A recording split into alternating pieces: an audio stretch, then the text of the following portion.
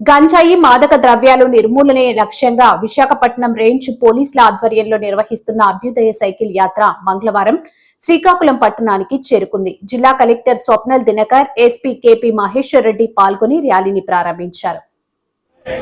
అది కరెక్ట్ కాదు.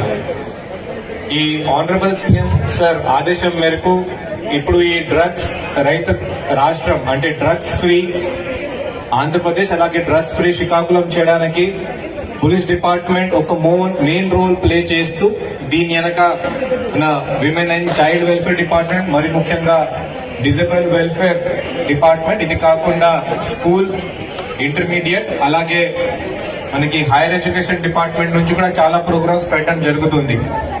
ఎస్పీ గారు ముందుగానే చెప్పారు, ఈ డ్రగ్స్ ఒకవేళ దొరికితే యాక్షన్ చాలా కఠినంగా ఉంటుంది. బట్ కానీ మీ స్కూల్స్ లో, మీ కాలేజెస్ లో, మరి ముఖ్యంగా మీ కాలేజెస్ లో, హైయర్ ఎడ్యుకేషన్ ఇన్స్టిట్యూట్స్ లో కొన్ని కమిటీస్ ఫామ్ చేయడం జరిగింది. మీ అందరికీ తెలుసు.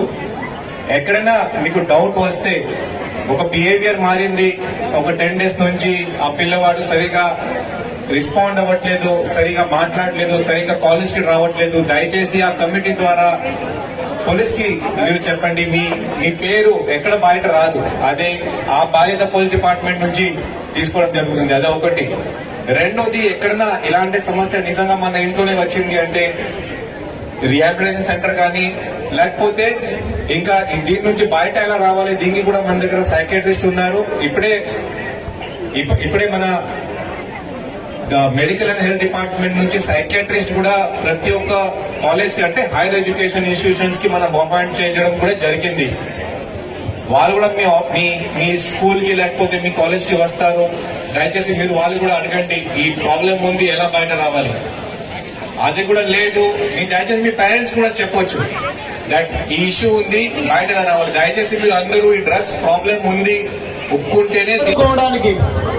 ఈ రోజుల్లో యువత ఫ్యాషన్ అనుకోను, లేదా ఒత్తిడి తగ్గించుకోవడానికో అనుకోను మత్తు పదార్థాలు వైపు ఆకర్షితులవుతున్నారు.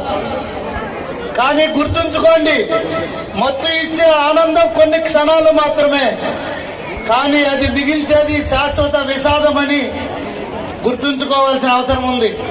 ప్రతి అమ్మ తన కొడుకు పెద్ద ఆఫీసర్ అవుతాడనో, బిజినెస్ మ్యాన్ అవుతాడనో కలలు కంటుంది.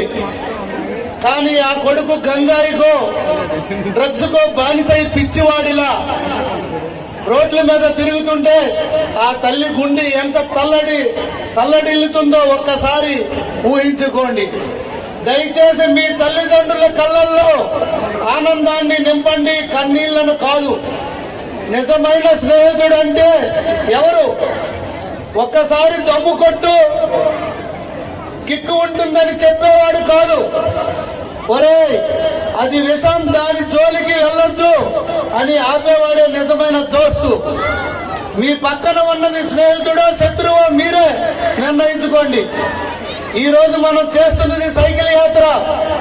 అంటే సైకిల్ తొక్కడం వల్ల గుండె బలంగా తయారవుతుంది, కానీ డ్రగ్స్ తీసుకుంటే గుండె ఆగిపోయేలా చేస్తుంది. మన శ్రీకాకుళం యువత చేతుల్లో ఎల్లప్పుడూ పుస్తకాలు ఉండాలి, ల్యాప్టాప్లు ఉండాలి, లేదా ఆటో వస్తువులు ఉండాలి, కానీ సిగరెట్టో, గంజాయో, డ్రగ్స్కో కాదు అని ఈ సందర్భంగా మీకు తెలియజేస్తున్నాను.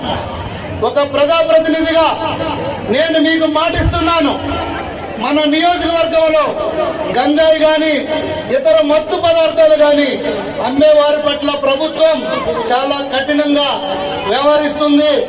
వారిపై ఉక్కుపాదం మోపుతాం. విద్యార్థుల వాళ్ళల్లో అవేర్నెస్ రావాలన్నది దీని ముఖ్య ఉద్దేశం. నిన్న హెచ్ఎల్ఏలో ప్రోగ్రాం పెట్టినప్పుడు రణస్థలంలో అక్కడ ఒక పేరెంట్స్, ఒక మదర్ తల్లి వచ్చి మాట్లాడుతున్నారు. వాళ్ళ అబ్బాయి గంజాయికి అడిక్ట్ అయితే ఆమె పోలీసులకి పట్టించి మా వాడిని రీహాబిలిటేషన్ సెంటర్కో లేదా జైలుకో పంపించండి, మాకు ఇబ్బందిగా ఉంది, మమ్మల్ని ఇంట్లో ఇబ్బంది పెడుతున్నారని చెప్తున్న తల్లిదండ్రులను చూస్తున్నాం. ఎక్కడో బయటికి చెప్పలేం, కానీ కొంతమంది పేరెంట్స్ వచ్చి పోలీసుల దగ్గరకు వచ్చి వాళ్ళ కాళ్ళు చేతులు పట్టుకొని మా వాళ్ళని అరెస్ట్ చెయ్యండి, చెయ్యొద్దండి, వాళ్ళ జీవితాలు పోతాయని చెప్పి మాట్లాడుతున్న వాళ్ళను చూస్తున్నాం. మన రిక్వెస్ట్ ఒకటే, పోలీస్ డిపార్ట్మెంట్ పరంగా, ఆంధ్రప్రదేశ్ గవర్నమెంట్ పరంగా మన రిక్వెస్ట్ ఏంటంటే, మనకి గాంజా ఫ్రీ స్టేట్, ఈ మత్తు పదార్థాలకి డ్రగ్స్ ఫ్రీ స్టేట్ గా దీన్ని ప్రభుత్వం ఒక దృఢ సంకల్పంతో పనిచేస్తోంది. దానికి దాని అంతటిగా అది మనం అచీవ్ చేయాలంటే మీ సపోర్ట్ కావాలి. మీరు ఇలాంటి వాటిల్లో ఇన్వాల్వ్ అవ్వకుండా ఉండాలి. ఈ ప్రోగ్రామ్ లో ముఖ్యంగా మిమ్మల్ని ఒకే ఒక రిక్వెస్ట్ తోటి క్లోజ్ చేస్తాను. మీరు కానీ మీ చుట్టుపక్కల వాళ్ళు కానీ ఎవరైనా వేరే ఏదైనా మత్తు పదార్థాలకు అలవాటు ఉన్నా కూడా 1972 ఈ టోల్ ఫ్రీ నెంబర్ కి చెప్పొచ్చు, లేదా దగ్గరలో పోలీస్ స్టేషన్ కి చెప్పొచ్చు, లేదా 112 నెంబర్ కి కాల్ చేసి చెప్పొచ్చు. మీ వివరాలన్నీ గోప్యంగా ఉంచబడతాయి. ఎక్కడ మీ పేర్లు కానీ ఏవి కానీ బయట చెప్పము. అలానే ఎవరిపైనైతే మీరు ఇన్ఫర్మేషన్ ఇస్తున్నారో అక్కడ వాళ్ళు ఎలాంటి వాళ్ళు అన్నది అబ్జర్వ్ చేసి వాళ్ళని రీహాబిలిటేషన్ సెంటర్ కి పంపించి వాళ్ళని మళ్ళీ మంచి సమాజంలోకి మంచిగా తీసుకురావడానికి మనం